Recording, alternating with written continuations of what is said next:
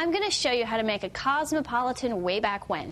We're going to start off with our ice. Pour this into your glass, just like so.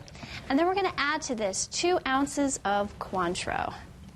That's 1 and 2, just like so. Next, we're going to add in a splash of cranberry juice. There we go. And a splash of lime juice. Give it a good squeeze, and then we're going to shake this up.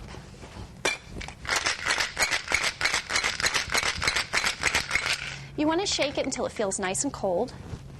Grab a cocktail glass, and I've got one chilling off to the side. Fill your cocktail glass halfway with ice, the rest of the way with water. Just let that sit while you're mixing your drink. That way your glass will be nice and cold when you're ready to strain in your cocktail. All right, go ahead and strain that in like so. And there you have it. Cheers.